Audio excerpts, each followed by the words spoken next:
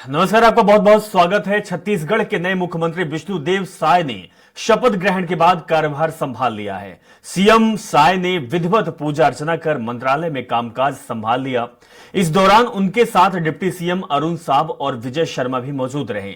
मुख्यमंत्री साय के मंत्रालय पहुंचने पर मुख्य सचिव अमिताभ जैन, अपर मुख्य सचिव सुब्रत साहू, पुलिस महानिदेशक अशोक जुनेजा ने उनका स्वागत किया। अधिकारियों ने मुख्यमंत्री को नए दायित्व के लिए बधाई और शुभकामनाएं दी। बता दें कि पहली बार हो रहा है कि मुख्यमंत्री ने कार्यभार ग्रहण करने के पहले विधि विधान के साथ पूजा अर्चना की हो। तो इस पर ज्यादा चर्चा के लिए जो आज का पूरा सियासी समीकरण रहा, शपथ ग्रहण रहा, उसके बाद नए मुख्यमंत्री विष्णुदेव काम में आ गए, एक्शन मोड में वो दिखाई दिए। किस तरीके से उनका पूरा कार्यभार है या फिर कहें कि आज का दिन रहा, इस पर हम बातचीत करेंगे। और बातचीत करने के लिए हमारे कुछ मेहमान भी रायपुर स्टूडियो से जुड़ चुके हैं। के.एस. चौहान जी जुड़े हुए हैं, भारतीय जनता पार्टी के प्रवक्ता हैं, और साथ में श्री कुमार मेनन जुड़े हुए हैं, कांग्रेस पार्टी के प्रवक्ता हैं। आप दोनों मेहमानों का बहुत बहुत स्वागत है। के.एस. चौहान जी, आपकी पार्टी के आज सारे दिग्गज शपथ ग्रहण समारोह में शामिल रहे। नए मुख्यमंत्री मिल चुके हैं, लोगों में उत्साह है, लेकिन सबसे बड़ी बात यह है कि जनता ने जो भरोसा दिलाया है या जो भरोसे के साथ आपको वोट दिया है, बहुत बड़ी चुनौती है। किस तरीके का देखते हैं? पहले तो आप आज का दिन, नए सीएम और बड़े दिग्गजों का जमावड़ा। जी देखिए महोदय, ये बहुत ही हर्ष का विषय था और एक जवाबदारी का दिन था जी। एक छत्तीसगढ़ के लिए जो हम इतना संघर्षरत रहे हैं, उसका एक नया पायदान का दिन था। और जैसे कि आपने बोला कि जिस भावनाओं के साथ छत्तीसगढ़ की जनता ने हमारे को आशीर्वाद दिया है, उस भावनाओं के अनुरूप, उस भावनाओं की रक्षा के लिए, उस भावनाओं के ऊपर खरा उतरने के लिए, उनकी अपेक्षा के ऊपर खरा उतारने के लिए हम पूरा प्रयासरत रहेंगे। और देखिए, छत्तीसगढ़ की जनता ने किसी नाम विशेष को, किसी व्यक्ति विशेष को वोट नहीं दिया था, उन्होंने विकास विशेष को वोट दिया, उन्होंने विश्वास विशेष को वोट दिया। तो जो विश्वास उन्होंने जताया है हमारे प्रधानमंत्री श्री मोदी जी के ऊपर, जो मोदी की गारंटी थी, वो विश्वास के तहत ये टीम तैयार हो रही है कि जो छत्तीसगढ़ के नए विकास की गाथा लिखेगी, जो विकास रुक गया था 5 साल तक, उसको पूर्ण करेगी। और ये ऊर्जा और एक्सपीरियंस, अनुभव का ये मिश्रण होगा, एक पूरा मंत्रिमंडल। तो ये नए आयाम लिखेगा ये छत्तीसगढ़। के.एस. चौहान जी, आपने जो ये बात कही है कि जो विकास डूब गया था, क्या ये शब्द और ये शब्दावली सही है, या फिर ये कहेंगे कि जो काम हुआ है अब लोग चाहते हैं कि और बढ़कर हो, और ज्यादा हो, और तेज गति से हो, और साफ हो, इसलिए हमें चुना है? तो शायद ज्यादा अच्छा लगता। देखिए मेन बात क्या थी कि आज इस चुनाव में सबसे अच्छी बात क्या हुई है महोदय, कि छत्तीसगढ़ की जनता बहुत ज्यादा जागरूक हो चुकी है। वो ये सब समझती है कि आपकी बात, सभी बातें सही हैं, आप बहुत ही अच्छे घोड़ा चलाते हैं, आप बहुत ही अच्छी सभी चीजें करते हैं, आप बहुत ही अच्छा बोलते हैं, आप बहुत ही अच्छा जो भी करते हैं, लेकिन सब चीजें उनको क्लियर रहती हैं कि अगर आपका भ्रष्टाचार में नाम आया है तो क्यों आया है। आप कितना भी क्लियरिफिकेशन दें, सब जानती है जनता। आपने जितनी भी अच्छी प्लानिंग की हो, मैं ये नहीं बोलता हूं कि आपकी प्लानिंग गलत थी, आपकी प्लानिंग बहुत अच्छी थी, लेकिन आपने इम्प्लीमेंटेशन नहीं किया। आपने कितनी भी कोशिश की हो, लेकिन आप भर्तियां नहीं दे पाए। आपने कितनी भी कोशिश की हो, आप अनियमित कर्मचारियों को नियमित नहीं कर पाए। आपने कितनी भी कोशिश की हो, लेकिन आप शराबबंदी नहीं कर पाए। उसके लिए तो खैर कोशिश, मैं अलग तरीके से बोल रहा हूं, आपने कितनी भी कोशिश की हो। ठीक है चौहान जी, इस विषय पर भी बातचीत करेंगे, वापिस आपके पास लौटेंगे। श्री कुमार मेनन जी भी हमारे साथ जुड़ चुके हैं। श्री कुमार मेनन जी, आज का दिन जो रहा वो प्रदेश के लिए बड़ा ऐतिहासिक दिन कह सकते हैं, क्योंकि नई सरकार, नए मुख्यमंत्री, किस नजरिए से देख रहे हैं विष्णुदेव साय को, नए मुख्यमंत्री, और उसके बाद एक्शन मोड में सीधे कैबिनेट की बैठक लेना? विष्णुदेव साय जी को बधाई देना चाहूंगा, लेकिन दुख लगा है आज इस बात का कि पिछले 5 साल के अंदर में जिस प्रकार से हमारी कांग्रेस की सरकार ने किसी भी कार्यक्रम को, किसी भी शासकीय कार्यक्रम करने के पहले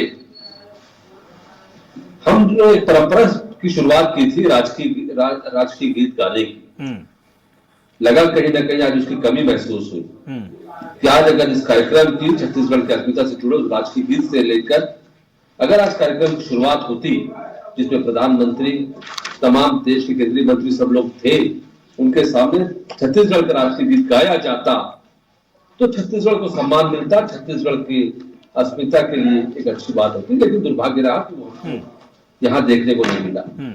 दूसरी बात, आपने बात कही कि आज कैबिनेट की बैठक हुई जी, कैबिनेट की बैठक में कोई अच्छे निर्णय हुए, लेकिन छत्तीसगढ़ की हजारों लाखों जो महिलाएं हैं, माताएं हैं, बहनें हैं, वो सब कहीं ना कहीं उम्मीद कर रहे थे कि आज पहली कैबिनेट में शराबबंदी की घोषणा लागू होगी। इस शराबबंदी को लेकर पूरे भाजपा, चाहे वो केंद्र के नेता हो, चाहे प्रदेश के नेता हो, चाहे जिलों के नेता हो, हर किसी ने पूरे 5 साल अगर कांग्रेस के विरोध किया है, कांग्रेस पर आरोप लगाया है, शराबबंदी को लेकर राजनीति की है, तो आज लग रहा था कि पहली कैबिनेट में इसकी घोषणा होगी। इसके अलावा तमाम ऐसी बातें थी। भाई हम लोग चाहते थे कि आज पता चले कि जो 58 से 60 लाख मेनन साहब, जब आपकी दिली इच्छा है, आपकी हार्दिक इच्छा है कि सूबे में शराबबंदी होनी चाहिए, तो 5 साल में आपने क्यों नहीं बंद कर दी? आप ये उम्मीद पाल के रखे हैं कि भारतीय जनता पार्टी पहले दिन ही शराबबंदी कर दे।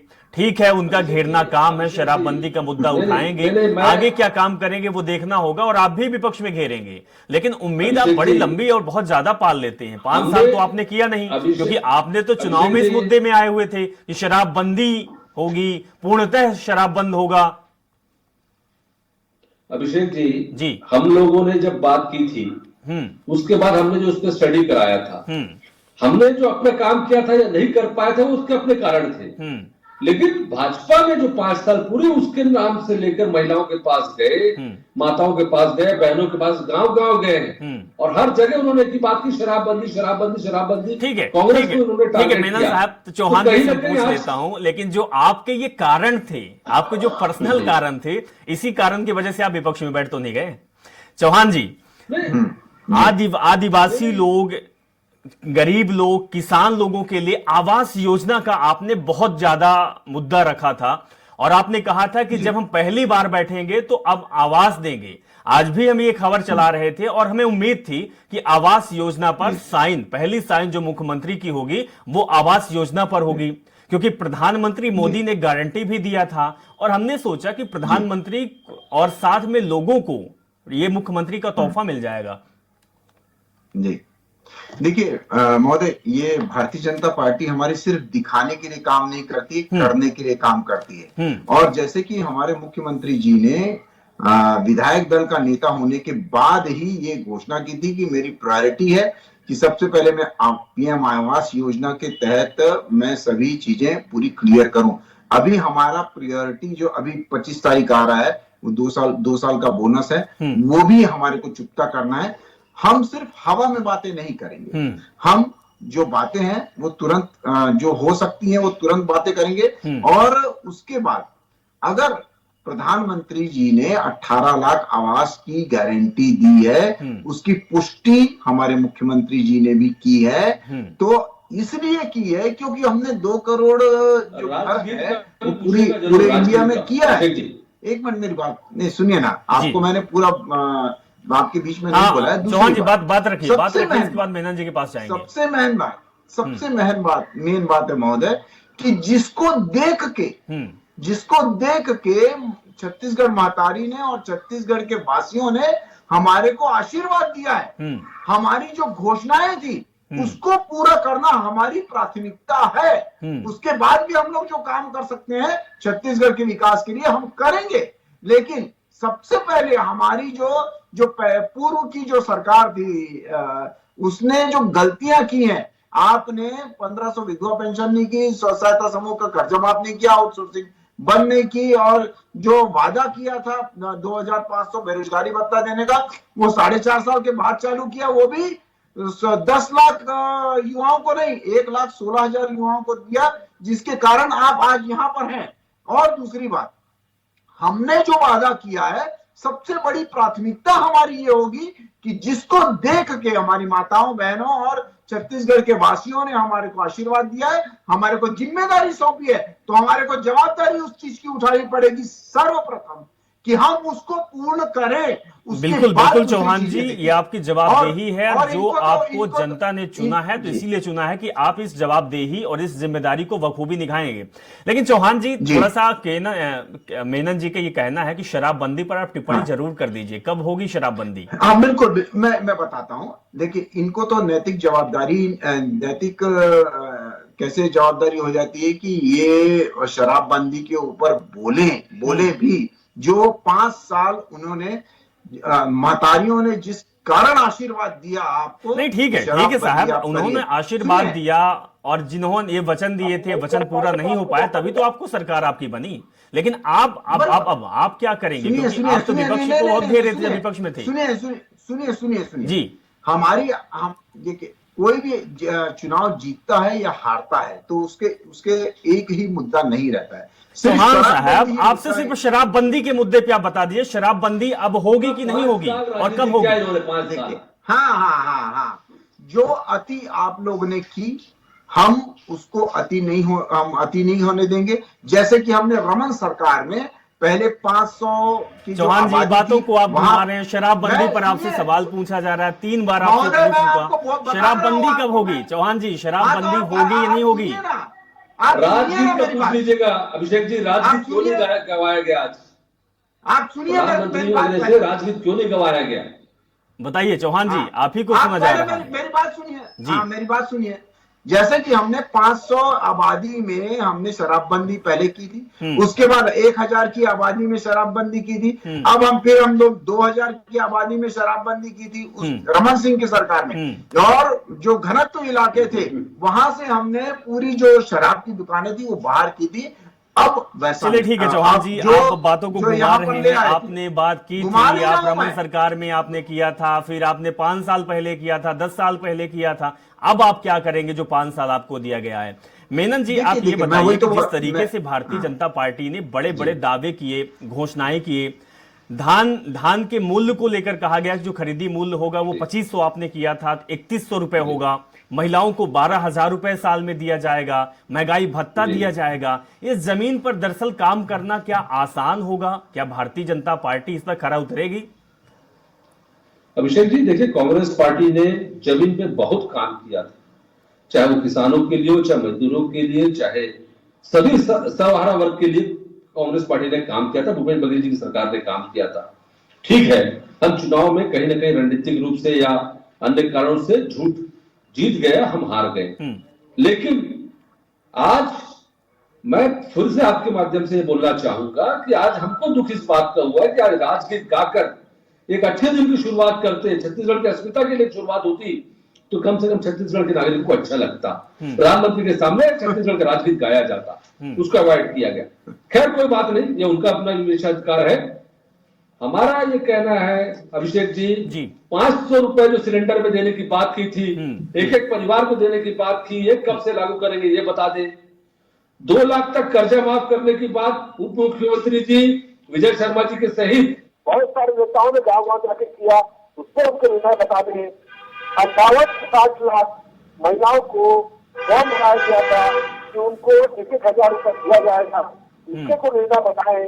किस दिन से ये लागू करेंगे, किस दिन से 3100 रुपए का दान देंगे, 21 क्विंटल की बात करेंगे। ये जब बातें कर लेंगे ये लोग, तो हमको लगेगा कि वाकई उन्होंने जनता के साथ जो वादे किए थे वो कम से कम पूरे होंगे। तो मतलब है आपको ये लगता है कि सरकार इस पर काम। चौहान जी, आप ये बताइए कि घोषणाएं आपने बहुत सारी की और आपने ये गारंटी भी प्रधानमंत्री मोदी आकर लगा दिए कि जो हम कहते हैं वो हम करके दिखाते हैं, न्योता भी उन्होंने शपथ के लिए दे दिया था। इन सारी चीजों में आपको खरा तो उतरना पड़ेगा। फिलहाल आप लोगों का शुक्रिया करेंगे, आप लोग हमारे साथ जुड़े, और लेकिन आप लोग हमारे साथ बने रहिएगा, आपके पास दोबारा आएंगे क्योंकि अब सीधे मध्य प्रदेश में जाना। मध्य प्रदेश के जो मुख्यमंत्री हैं वो प्रेस कॉन्फ्रेंस कर रहे हैं, पहली बार प्रेस कॉन्फ्रेंस हो रही है। कि ये जो डिग्री मार्कशीट और ये सब डॉक्यूमेंट्स को अवेयरने के लिए बच्चे परेशान होते हैं, कई बार जाने आने के लिए सारी झंझटें होती है, कई बार नकली लोग बना लेते हैं। तो डिजी लॉकर चालू करा रहे हैं। हमारे सभी प्राइवेट यूनिवर्सिटी, सभी कॉलेजों में दस्तावेजीकरण के आधार पर हर एक कोई किसी को चेक भी कर सकेगा और उनका अपना दस्तावेज का वो सुरक्षित एक डाटा भी बनेगा। तो सरकारी 16 यूनिवर्सिटी, 52 प्राइवेट यूनिवर्सिटी, सभी में इसको लागू करने के संबंध में आज निर्णय किया है। एक आदतन अपराधी जो बार बार अपराध करता और छूट जाते हैं, इनके लिए होम डिपार्टमेंट से कहा है तो 437, 38, 39 के अंतर्गत सीआरपीसी में इन पे दंडात्मक कार्रवाई करते हुए उनकी अगर जमानत भी हो गई तो जमानत निरस्त कराएं, ताकि क्राइम पे कंट्रोल करने की दिशा में लॉ एंड ऑर्डर की दृष्टि से बड़ा महत्व का निर्णय। एक प्रदेश में वैसे तो सबको मालूम है, सुप्रीम कोर्ट ने गाइडलाइन दी है ध्वनि विस्तारक यंत्रों को लेकर के। तो ध्वनि विस्तारक यंत्रों को तो अपनी तय समय सीमा के अंदर और जो उनकी मर्यादा उसमें उनको अपनी उपयोग करना चाहिए। उस नाते से हम कोशिश करेंगे कि ये, लेकिन कुछ कुछ जिलों में अलग अलग स्थिति भी है। तो एक यूनानिमस सैद्धांतिक रूप से तो हम सहमत है, लेकिन अगर ऐसा लगता है कि जहां कोई परमिशन की जरूरत पड़ेगी तो वो परमिशन पे हम जाएंगे। अगर जो बगैर परमिशन कोई चला, इसको हम पसंद नहीं करेंगे।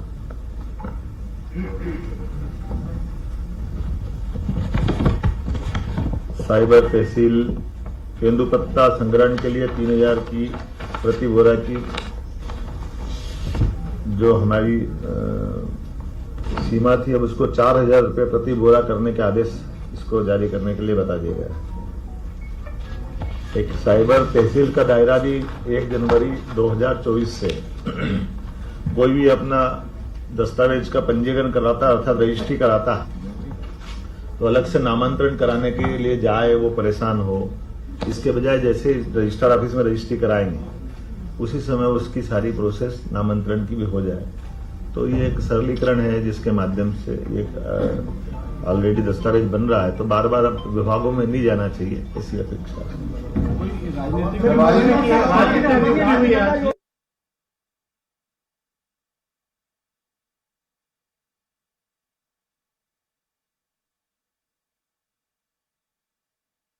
कोई इस सीमा का उल्लंघन करेगा तो उसके लिए कार्रवाई करेंगे।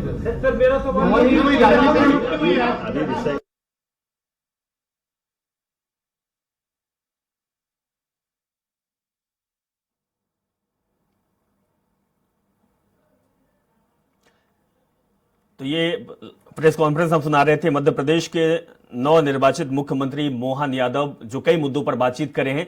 चलिए अब डिबेट में वापस आते हैं और हमारे साथ हमारे मेहमान भी जुड़े हुए हैं, के.एस. चौहान जी और श्री कुमार मेनन जी जुड़े हुए हैं। अगर बात की जाए श्री कुमार मेनन जी, तो मध्य प्रदेश में बीजेपी सरकार, नए मुख्यमंत्री लगातार काम पर आ चुके हैं, कई मुद्दों पर बातचीत किए हैं। क्या उम्मीद आपको छत्तीसगढ़ से भी है? छत्तीसगढ़ के लोगों को उम्मीदें तो बहुत है इस मुख्यमंत्री से, क्योंकि आदिवासी चेहरे की बात आई, जमीन से जुड़े हुए चेहरे हैं, पहले भी काम कर चुके हैं, राज्य में भी इनका दायित्व अच्छा रहा, केंद्र में भी रहा है। क्या आपको लगता है कि खरे उतरेंगे छत्तीसगढ़ के लिए?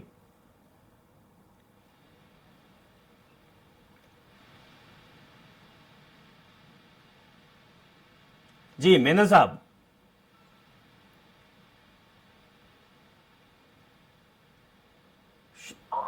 हेलो। जी जी मेनन साहब, आवाज आ रही है आप तक?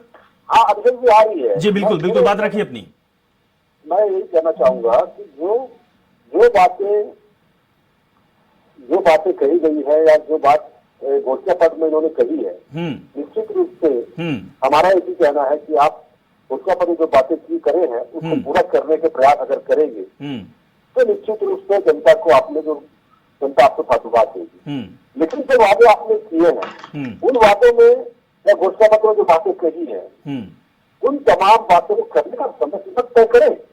भाई आज तेलंगाना में सरकार बनी है रेवंत रेड्डी जी की, उन्होंने पहले दिन ही जितने भी उन्होंने घोषणाएं की थी शो पे साइन किया। कर्नाटका में वही किया गया, हिमाचल में वही किया गया, उत्तर से लेकर सभी मामलों को लेकर आज हम यही चाहते हैं कि आप 500 सिलेंडर कब से देंगे हर परिवार को, 58 से 60 महिलाओं को कब आपसे उनको 1000 रुपए देना चलेंगे, जनवरी 24 से आप चालू कर देंगे क्या? 2 लाख तक तो कर्जा माफ की बात विजय शर्मा जी सहित तमाम भाजपा के नेताओं ने कही है, क्या वो लागू कर रहे हैं और कब से करेंगे? तो वो सब बातें जब तक नहीं कहेंगे तो हमको यही लगेगा कि जो अमित शाह जी कहते थे 15 लाख के बारे में जी कि जुमला है, हाँ। और जुमले के लिए चुनाव जीतने के लिए ऐसी बातें बोली जाती है, हाँ। वही बातें कहीं ना कहीं दिखेगी, ऐसा लगता है। अच्छा, तो आपको लगता है कि छत्तीसगढ़ में भी जुमलेबाजी हुई है? चौहान जी, निश्चित रूप से चौहान जी ठीक है, चौहान जी से पूछ लें। चौहान जी, 4-5 मुद्दे आपके बड़े चुनाव में बड़े मास्टर स्ट्रोक साबित हुए हैं। प्रधानमंत्री की आवास योजना, दूसरा है शराबबंदी को आपने उठाया था, किसान कर्ज माफी का मुद्दा, महिलाओं को 12,000 रुपए देने का मुद्दा। ये मुद्दा कब आप इंप्लीमेंट करेंगे? जो महिलाओं ने, जो लोगों ने आपको वोट दिया है, बहुमत के साथ आपकी सरकार बन गई है, नए सीएम भी आपके बन गए हैं, किसानों और आदिवासियों की बातें क्या सुनी जाएगी? क्योंकि आदिवासी नेता भी आपके सीएम हो चुके हैं, और कब इंप्लीमेंटेशन इसमें होगा? मैं आपसे वादा करता हूं जी, जैसे इन्होंने अपना घोषणा पत्र लिखा था जी, उसमें शराबबंदी उन्होंने नहीं किया, अनियमित कर्मचारियों को नियमित नहीं किया, 1500 विधवा पेंशन नहीं दी, वृद्धा पेंशन नहीं दी, स्व सहायता समूह को कर्जा माफ नहीं किया, आउटसोर्सिंग बंद नहीं की, भर्तियां चालू नहीं की, आरक्षण को रोके रखा, और जो किसानों को जो वादा किया था जो पूरा कर्जा माफ करेंगे उसमें अल्पकालीन सिर्फ किया, और उसमें मध्यकालीन और सुनिए मेरी बात, मेरी बात तो सुनिए, आप कब करेंगे बता दीजिए, तो पूरा कर लूं, पूरा सेंटेंस तो करूं। रखिए चौहान जी, पूरी बात अपनी करिए, पूरी बात रखिए चौहान साहब, पूरी बात तो कर लूं मैं। बिल्कुल मैं ये बोलना चाह रहा था कि हमारे साथ ऐसा नहीं होगा कि हम कुछ बोल रहे हैं और उसको कर रहे हैं 4.5 साल के बाद। आपके जैसे नहीं है हम लोग। जैसे आपने जो पीएम आवास के लिए बोला था और 47,600 लोगों को हम लोग पीएम आवास देंगे। 16-17 का जो गलती किए थे वो ठीक करने जा रहे हैं। 16-17 को जो बोनस नहीं दिए थे वो पहले काम करने जा रहे हैं, पुरानी गलती को सुधार रहे हैं। किसान सम्मान निधि लगातार दी है, जिसने शौचालय लगातार बनाए हैं, जिसने जो उज्ज्वला गैस योजना है वो लगातार की है, जिसने हम बोलते हैं वो करते हैं, और हम उसको बहुत जल्दी से जल्दी। ठीक है चौहान जी, जो आप बोलते हैं वो आप करते हैं, और आपने जो इस चुनाव में बोला है वो भी आप करेंगे, और जनता यही चाहती है। बाद में किया जाएगा। चौहान जी, जनता आरोप प्रत्यारोप, वादे, घोषणाएं, लड़ना झगड़ना, एक दूसरे पे प्रहार करना, चौहान जी ये कुछ जनता नहीं देखती, जनता काम देखती है।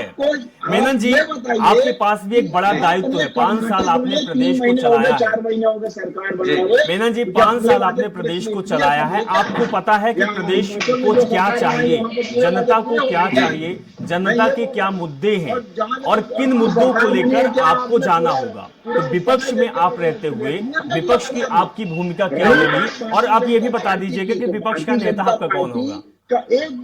अभिषेक जी, हमारी भूमिका एक अच्छे विपक्ष की रहेगी जी, एक जागरूक विपक्ष की रहेगी, और एक ऐसा विपक्ष रहेगा जो छत्तीसगढ़ की अस्मिता के लिए काम करेगा, आम जनता के लिए काम करेगा, महिलाओं के लिए, मजदूरों के लिए, हर वर्ग के लिए हम लड़ाई लड़ेंगे। जिन घोषणाओं को लेकर भाजपा को जनता ने वोट दिया है, अगर उन घोषणाओं को पूरा नहीं करते हैं और समय पर नहीं करते हैं और जल्दी नहीं करते हैं, तो हम इसके लिए आम जनता के साथ मिलकर लड़ाई लड़ेंगे। जहां तक प्रतिपक्ष के नेता की बात आपने कही है, शायद पूछा है आपने, मेरे को थोड़ा सा क्लियर नहीं था। देखिए, प्रतिपक्ष के नेता के चयन के लिए हमारी आवश्यकता तब पड़ेगी जिस समय सेशन चालू होगा, और मैं आपको आश्वस्त करता हूं कि उसके पहले हम लोग निर्णय ले लेंगे। पार्टी के अंदर हर स्तर पे बात होगी। अभी तो ये मंत्रिमंडल का गठन नहीं कर पा रहे हैं, लेकिन मेनन जी, पार्टी के अंदर आपकी बातचीत होगी, आपके जो नेता है वो आपके ऊपर ही मुखर होते जा रहे हैं, आरोप बड़े लग रहे हैं। अमरजीत भगत का बयान, और 1-2 नेता जो आपके हैं, जो जिनको टिकट नहीं मिली या फिर वो हार गए, वो भी आरोप बहुत लगा रहे हैं। नहीं, निश्चित रूप से आरोप तो लगेंगे ही। कोई नहीं, आपके पार्टी के नेता आपके पार्टी के ऊपर ही आरोप लगा रहे हैं, क्या ये चीजें सहन हो रही है आपसे? हर चीज के विभिन्न कारण होते हैं, और कहीं ना कहीं हमारे लिए जो मीमांसा का समय है। अमरजीत भगत लोग तो हार का कारण भी यही बता रहे हैं कि गुटबाजी, अपने आप को सबसे बड़ा दिखाना, चीजों को समझ ना पाना, जमीनी मुद्दों को तराश ना पाना। नहीं, देखिए, ये सब बातें तो ब्लॉक से, यूनिट से, शहर से, ग्राम से, हर जगह से जब लोगों से, कार्यकर्ताओं से, नेताओं से बात होगी तब समझ में आएगा कि क्या जनता के लिए सब कुछ करने के बाद जनता अगर भाजपा के झूठे वादे पर वोट दी है तो कहीं ना कहीं ये सोचने का विषय हमारे लिए रहेगा कि हम भी नारों और वादों और झूठे वादों के साथ आगे आए चुनाव में, भले वो बाद में जुमले साबित हो, काम साहब पूरे ठीक ना है, हो। झूठे नारे झूठे वादे आप ये बोल सकते हैं, लेकिन आप ये बताइए कि टीएस सिंहदेव पिछली बार भी मुख्यमंत्री के प्रबल दावेदार थे, उनको मुख्यमंत्री नहीं बनाया गया, फिर 2.5 साल की बात आई, 2.5 साल के बाद कोई बदलाव नहीं आया, 2023 का भी चुनाव आया, मुख्यमंत्री के तौर पर उनको आगे नहीं रखा गया, इसीलिए हो सकता है कि 16 को 16 सीटें उनके जो कुनबे का है तो वो साफ हो गए पूरे बीजेपी के खाते में। टीएस सिंहदेव इतनी मेहरबानी कर दिए कि सारी सीटें बीजेपी की झोली में डलवा दिए।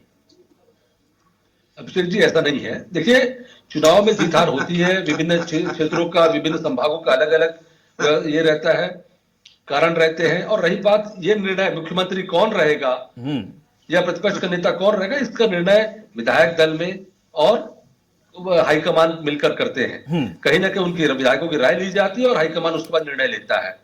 चलिए ठीक है, हालांकि मेरा साहब अभी तो आपके पार्टी के अंदर कलह है, अभी जो कलह है, जो आपके नेता मुखर होते जा रहे हैं, जो आपने तालमेल नहीं बना पाया है टिकट देने में, क्या उनको आपके पार्टी के नेता या हाईकमान संभाल पाती है या नहीं संभाल पाती है, वो देखना दिलचस्प होगा।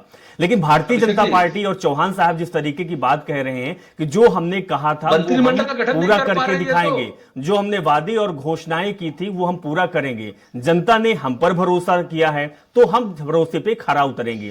लोगों को भी यही उम्मीद है चौहान साहब, और शायद आने वाले समय में ऐसा ही कुछ देखने को मिलेगा। फिलहाल आप दोनों लोग हमारे साथ जुड़े, बहुत बहुत शुक्रिया, अपनी बात रखी। प्रदेश में अब नई सरकार बन चुकी है, प्रदेश में नए कैप्टन के रूप में विष्णुदेव साय आ चुके हैं। आते ही एक्शन मूड में आ गए, कैबिनेट की बैठक किए, कई मुद्दों पर बातचीत हुई होगी, अधिकारियों से भी बातचीत हुई होगी। 5 साल विपक्ष की भूमिका में रहे, तो अब जो हुआ होगा या फिर किस तरीके से प्रदेश को आगे बढ़ाया जाए, किस तरीके से विकास किया जाए, इन सब मुद्दों पर शायद बातचीत होगी। लेकिन लोगों की उम्मीद यही है कि जो भारतीय जनता पार्टी ने घोषणा की थी, जो वादे और दावे किए थे, वो आने वाले समय में पूरा होगा। केवल और केवल घोषणाएं चुनाव की तरह सीमित नहीं रहेगी, बल्कि जमीन पर भी उतरेगी, और उम्मीद हम भी यही करते हैं। फिलहाल इजाजत दीजिए, नमस्कार।